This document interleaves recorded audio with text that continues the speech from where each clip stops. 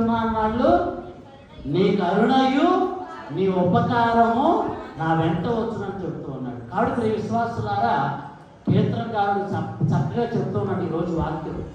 దేవుడు ఆయనకి చెప్పట్లా, కీర్తనకారుడైనటువంటి దావీదు మహారాజే దేవుడికి చెప్తూ ఉన్నాడు. దావీదు మహారాజుగా ఉండే చాలా కష్టాలు పడ్డాడు. సొంత కొడుకు ఆయన చంపాలని చూసినప్పుడు అన్ని విడిచిపెట్టి, భార్యలను బిడ్డలు కూడా విడిచిపెట్టి అడవుల్లోకి ఎడారులోకి పరిగెత్తాడు. మరలా తిరిగి వస్తాడో లేదో నమ్మకం లేదు.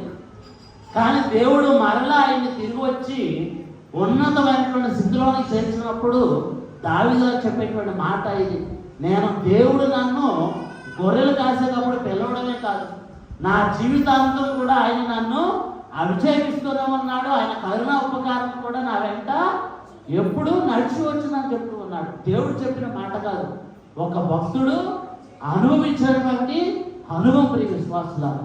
కాబట్టి మనం కూడా మన జీవితంలో దేవుడితో నడిచినప్పుడు మనం కూడా చెప్పగలిగినటువంటి మాట ఏంటంటే, ఇదిగో దేవుడు నన్ను విడిచిపెట్టాడు.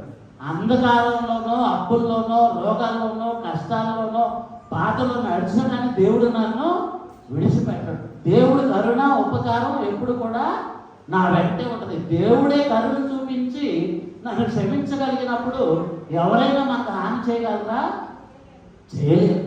కాబట్టి మీ విశ్వాసులారా, ప్రభు యొక్క వాక్యాన్ని మనము నమ్మకం ఉంచాలి. అదే 2వ పట్టణంలో పేతురు చెప్తున్నాడు ఏమని, యేసు ప్రభు ఎటువంటి పాపం చేయకపోయినా ఆయన్ని అవమానించినప్పుడు, హింసించినప్పుడు, కష్టాలు పాలు చేసినప్పుడు యేసు ప్రభు ఏం చేశాడు? తిరిగి శపించాడా? శపించిన వాడిని తిరిగి శపించాడా? హేళన చేసిన వాళ్ళని తిరిగి హేళన చేశాడా?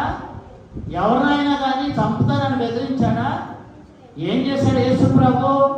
ఎన్ని అవమానాలు చేసినా కానీ తనను రక్షించేటువంటి తండ్రి దేవుడి అందే నమ్మకాన్ని ఉంచాడు.